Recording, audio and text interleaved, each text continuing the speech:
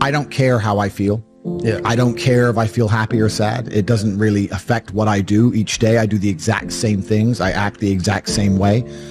I don't care. Yeah. I don't put weight to the significance of the emotion. So I always consider myself a happy person, but if I woke up and I was slightly less happy one day than another, it wouldn't affect anything I do, and I wouldn't put any relevance to it. I'm human, and that's life. But truthfully, it doesn't matter if it's getting a girl or it's making money or it's getting status. It doesn't matter what it is. As a man, we live in hyper-competitive environments. I don't think enough men understand how competitive the world is.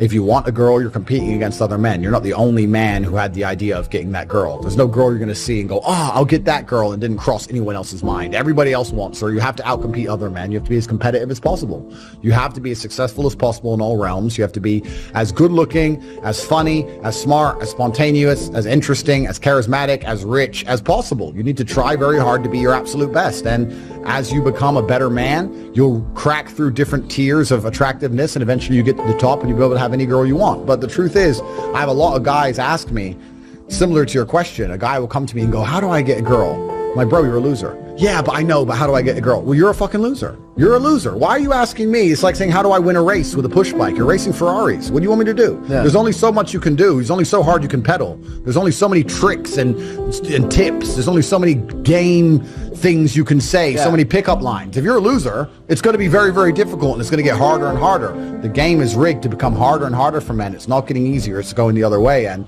if you're going to be on a racetrack and there's going to be Ferraris there, and you're going to be on a pedal bike or in a Nissan, you're going to get smoked. That's the game. You have to up yourself. You have to improve yourself. I'm not going to lie to anybody here and say you don't have to improve yourself. You could stay a loser and get chicks, because you can't. I don't understand how many humans function in the world today. I don't get people who don't think like me. I don't understand it. I'm like, well, then how have you survived this long? Life is hard. Life is difficult. Maybe I've just been unlucky, which I don't believe in, but I've had so much trauma and bad events and negativity and stress and all these things that have happened to me, and I've used all of it to be monumentally successful. If I wasn't that way inclined, with the workload that God put on my shoulders, I'd just be in a ditch somewhere. Yeah. I would have killed myself by now. Like, I don't understand how people are functioning. If you're not thinking like me and you're going through life with any other mindset, you've been extremely fortunate that God smiled on you and allowed you to sit around most of the time doing jack shit, and you have yet to be punished for that. Yeah. I could never have lived that life. If I was a bit lazy or a bit, or I was a bit of a snake, or if I lied to people, I'd be dead by now. Yeah. Like, so a lot of these people are just absolutely and utterly blessed by God that they managed to go through life with such a non-competitive mindset, and they still breathing. Like, I don't understand how people can think any other way. Yeah. I've spoken to dudes and like, I had a bad couple months. Why? Oh, my girl left me. You've wasted months? You've wasted months over some... Like, you had the... Think of how much God loves you to have given you the grace and given you the opportunity to waste months of human time over some chick. Like, talk about blessed head to toe. If I waste months, empires are going to collapse. I'm going to end up in a cell or dead if I waste months. I have things to do every single day. I can't waste a second. Like, these people are just absolutely infinitely blessed, and their mindset is a product of that, because they're spoiled children. Absolutely spoiled children. If you're going through life with any other mindset besides a hyper-competitive one, where you're capable of competing with some of the most dangerous men on the planet in all their forms, me and my network, and also my competitors. If you don't have that mindset, then you have to understand that you are spoiled. Yeah. You're spoiled by your reality, because there's a whole bunch of people out here daily who fail. There are men out here who fail daily, and they have yet to feel the true consequence for it. They fail to go to the gym when they know they should have gone to the gym. They fail because they forgot their keys and it took them 10 minutes to find them. They fail because they replied to a question they got sent on WhatsApp the wrong way. They fail because they didn't smile when they were supposed to. They didn't say please and thank you to that person who helped them. They fail because they didn't say hi to that girl who's looking at them out the corner of their eye. They just fail perpetually. They go through life missing every opportunity and just failing. And somehow we've built a society which is so soft, and God is so giving and so graceful, that they still have a place to eat and somewhere to sleep, and they're still surviving. That shows how nice God is. Yeah. Because before this society, truthfully, if you were that level of failure, you would be dead. Survival of the fittest. It's survival of the fittest. And none of these men out here are fit. No. Their mindset isn't fit. Their reality isn't fit. They're failures. They're failures. Yeah. And they're just failing every single day. I'm like, oh, but you know what? Tomorrow I'll go to the gym. Yeah. You've been failing your whole life.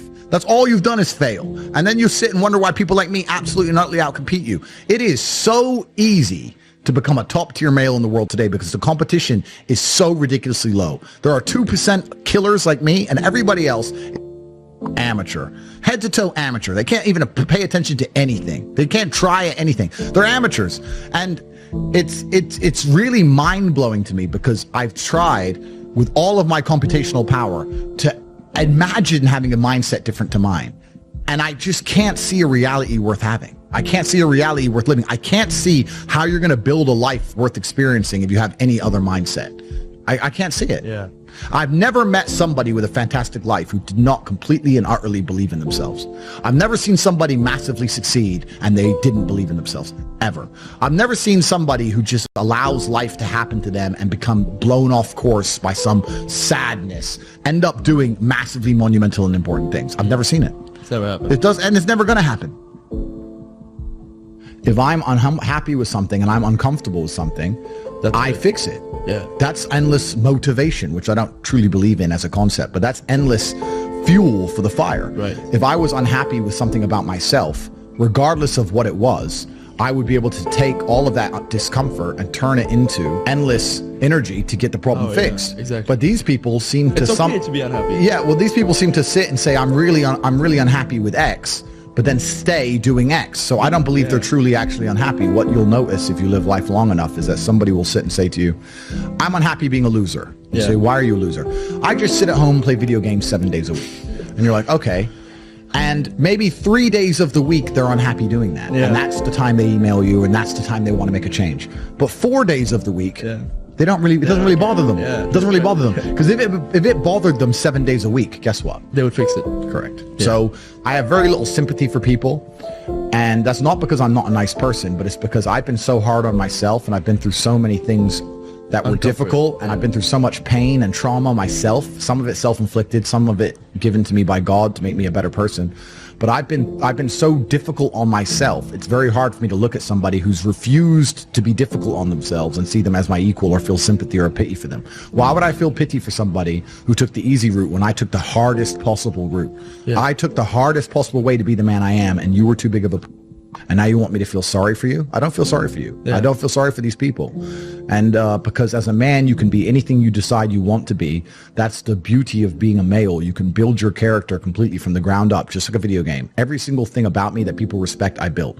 I was not born a world champion kickboxer. I was not born this intelligent or intellectual. I was not born this rich. I was not born this strong. I was not born this confident. I was not born this interesting. I was not born this charismatic and humble and gorgeous and tall and strong and sexy. I was not born none of these things. I became these things myself. So I deserve all the spoils of war. And anybody who decides they don't want to work hard enough to become those things, then they deserve to sit and accept they're my inferior. Yeah. That's their problem. So you talk a lot about purpose, and what is your thoughts as to, do you have like an exact answer as to why we are created as humans and why we are here? Like, what is the purpose of life? Why have we been given life? I think we're here to struggle and to learn. I don't think we're here to be happy. That's why when we keep going back to the happy argument, I've always found that kind of frustrating and annoying. Yeah. And someone goes, oh, but I want to be happy. Why? Why? Why do you want to sit there and laugh?